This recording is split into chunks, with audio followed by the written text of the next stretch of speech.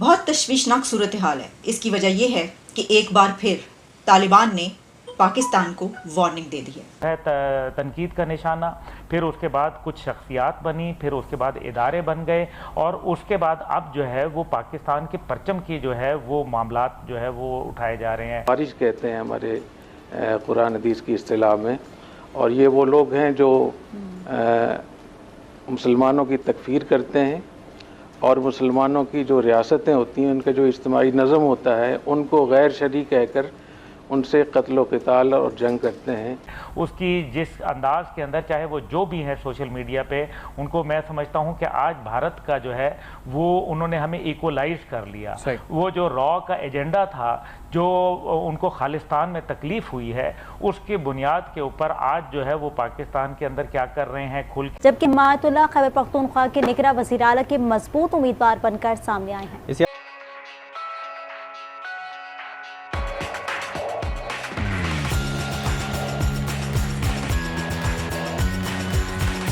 ज़बीहुल्लाह मुजाहिद की तरफ से एक नहीं बल्कि कई एक धमकियों भरी एक प्रेस रिलीज जारी की गई है। ये पाकिस्तान का अपना फेलियर है जो वहाँ पर बम धमाके हो रहे हैं, कि पाकिस्तान के अंदर अगर कोई धमाका होता है तो वो हमारी जिम्मेदारी नहीं है, ये तुम्हारी जिम्मेदारी है, ये आपकी जिम्मेदारी है कि आपके मुल्क में क्या हो रहा है आप हम पर ब्लेम ना करें। यानी ज़बीहुल्लाह मुजाहिद स्पोक्स पर्सन ऑफ तालिबान, उन्होंने अब पाकिस्तान पर यह ब्लेम किया है कि आपके घर में जो कुछ हो रहा है उसकी जिम्मेदारी आपकी अपनी है और ये आपका अपना फेलियर है, आपकी इंटेलिजेंस एजेंसीज का फेलियर है, क्योंकि अगर हमारी ज़मीन पर कोई ऐसा हमला होगा तो हम उसको रोकते हैं।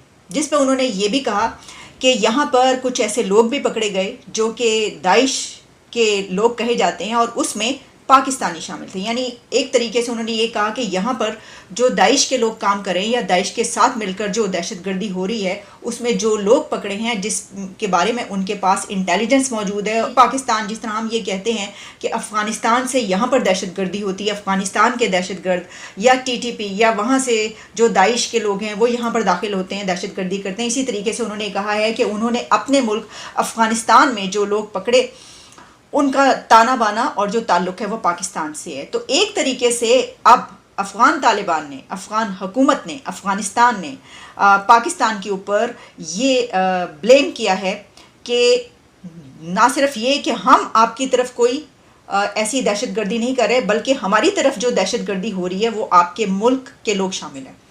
अब ये एक बहुत ही तशवीशनाक सूरत हाल इसलिए है कि आपको याद होगा कि अभी इससे 2 दिन पहले तालिबान हुकूमत के जो अमीर हैं की तरफ से ये हौसला अफजा बयान आया था कि पाकिस्तान पर हमला करना हराम है और उन्होंने ये हुक्म जारी किया था कि जो भी इसको जिहाद समझ के हमला करेगा तो इसको जिहाद नहीं समझा जाएगा, ये आप जिहाद नहीं करेंगे। अगर आप ये समझ रहे हैं कि आप दहशतगर्दी करेंगे दूसरे मुल्कों में और पाकिस्तान पर अगर हमला होगा और उसको जिहाद समझा जाएगा, कोई भी ग्रोह या ग्रुप इस तरीके से करेगा, तालिबान अगर ऐसा करेंगे तो हम उसको जिहाद नहीं समझेंगे, उसको जिहाद नहीं माना जाएगा। तो ये एक बड़ी हमारे लिए कम अज़ कम यानी कि पाकिस्तान के लिए एक ऐसी डेवलपमेंट थी कि जो कुछ दिनों से एक दूसरे के साथ एक फेस ऑफ की सिचुएशन थी और एक दूसरे को जो वार्निंग जारी की जा रही थी। आप जानते हैं कि उससे पहले भी हमने जो प्रोग्राम किया आपको बताया कि आर्मी चीफ की तरफ से ये स्टेटमेंट आई है, बड़ा सख्त बयान आया। बल्कि अभी 2 दिन पहले जो मैंने प्रोग्राम किया उसमें मैंने आपको तफसीली ये बात बताई कि आर्मी चीफ की तरफ से एक ऐसा बयान आया है, स्टेटमेंट जारी की गई है तालिबान के हवाले से कि यहाँ पर दहशतगर्दी जो है वो बर्दाश्त नहीं की जाएगी और उसका जवाब कैसे दिया जाएगा। तो ये कुछ दिनों से जो मामला चल रहे हैं इसमें अब एक और मोड़ ऐसा आया है कि जिसमें एक ऐसे बयान के बाद कि जिहाद तस्वुर नहीं किया जाएगा। इससे ये इन्हीं लोगों ने हज़रत अली रज़ी अल्लाह तआला अन्हु को शहीद किया था, तो जिन लोगों के हाथ जो है हज़रत अली के खून से आलूदा हैं तो वो अगर बाजौड़ में करेंगे तो इसमें कोई बहुत ज़्यादा ताज्जुब नहीं होना चाहिए। हदीस शरीफ में आता है, बुखारी शरीफ और मुस्लिम शरीफ की रिवायत में, यक़्तुलून अहलल इस्लाम व यदऊन अहलल अवसान, कि मुसलमानों को ये कत्ल करेंगे और अहल शिर्क को, मुशरिकीन को छोड़ेंगे। मुसलमानों को ये काफिर करार देंगे और उनको मुर्तद करार देकर उनसे क़िताल करेंगे, उनकी जान और माल को मुबाह समझेंगे। तो और यही जो नज़रिया है, कॉन्सेप्ट है, इसने पूरे आलम इस्लाम को इस वक्त में एक बेसहारा कर दिया है। इराक़ भी इस्लाम को या मुसलमानों को फ़ायदा नहीं हुआ, इसमें कोई शक नहीं है कि उनके इन गलत अकायद से गैर मुस्लिम या पाकिस्तान के जो दुश्मन ममालिक हैं वो बहुत फ़ायदा उठा रहे हैं। और इसमें फिर आगे बहुत सारे वो इदारे या बहुत सारी वो तहरीकें जो पाकिस्तान में खलफशार फैलाना चाहती हैं, पाकिस्तान की मईशत को तबाह करना चाहती हैं, यकीनन उसमें ज़रूर हाथ होगा। ये तो फिर हमारे इदारों की ज़िम्मे है कि इस मामले को अच्छे तरीके से देखें। जी ठीक है। अच्छा मुफ्ती साहब, एक और सवाल जहन में आता है, जो अफगान तालिबान ने दाइश के खिलाफ बड़ी कार्रवाइयाँ की थी, जिस हवाले से अगर हम बात करें, और जी जमीयत उलमा इस्लाम, जी आप बात कंप्लीट करें। जी मैं ये अर्ज़ कर रहा था कि जमीयत उलमा इस्लाम का पूरा जो उनकी जो तारीख़ है, उन्होंने नफाज इस्लाम के लिए हमेशा कौमी असम्बली में, सेनेट में, हर जगह उन्होंने बहुत बड़े कारनामे अंजाम दिए हैं। ख़ुद 73 का जो इस्लामी आइन है पाकिस्तान का, उसमें हज़रत मुफ्ती महमूद साहब रहमतुल्लाह अलैह उनका बहुत बड़ा किरदार था। फिर 1974 में जो एक तहरीक चली थी जिसके नतीजे में कानून साजी हुई, उसमें भी उनका बहुत बड़ा किरदार था। और जब भी कोई ऐसी गलत चीज़ उठती है तो असम्बली में, सेनेट में जमीयत उलमा इस्लाम के लोग ही उस पर बातचीत करते हैं।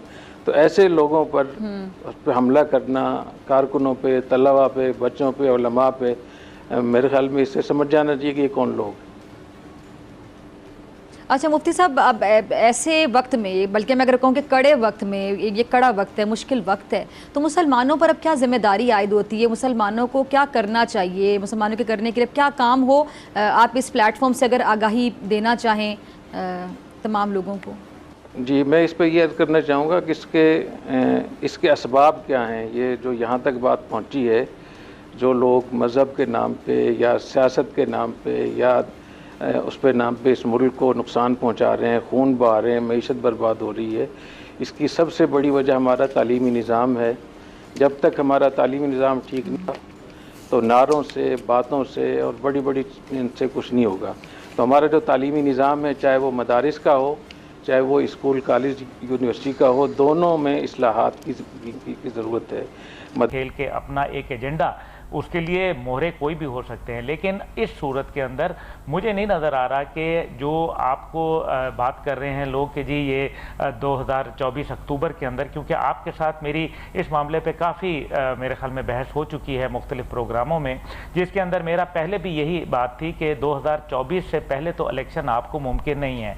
अब तो तमाम पार्टियाँ ही इस बात के ऊपर बात कर रही हैं। दूसरी बात यह, और तकरीबन मोर और लेस नीम रजामंदी भी उनकी शामिल है।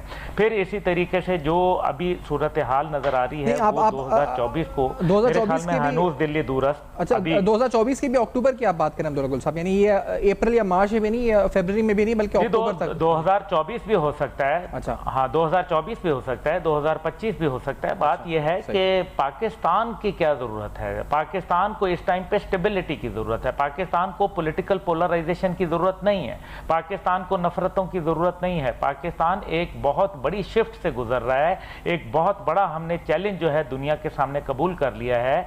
हम जो है अमेरिकी पॉलिसियों से बाहर निकल रहे हैं और हम जो है वो अपनी मशरकी पॉलिसियों की जानिब बढ़ रहे हैं। उसके लिए आपको दहशतगर्दी की जंग से भी वास्ता पड़ रहा है, आपको अंदरूनी जो खलफिशार है उसका भी सामना है, आपको बैरूनी जो मुआशी चैलेंजेस हैं उनसे भी दबाव बढ़ाया जा रहा है। लेकिन इस सारे में हम सिर्फ सुरखरू होंगे, इसके अलावा कोई और नई बात। मेरा ख्याल है पाकिस्तान की रियासत ने एक फैसला कर लिया है और वो फैसला बिल्कुल पाकिस्तान के हक में है। आइंदा आने वाले चंद आपको हफ्तों में इंशाअल्लाह ताला सूरत हाल वो नज़र आना शुरू हो जाएगी कि हमारी समत जो है वो बड़ी वाज़ेह हो जाएगी। और जब एक दफ़ा इंसान की डायरेक्शन जो है वो वाज़ेह हो जाए तो मेरे ख्याल में कौम को भी जो एक इज़्तिराब है वो उसकी कैफियत कम हो जाएगी।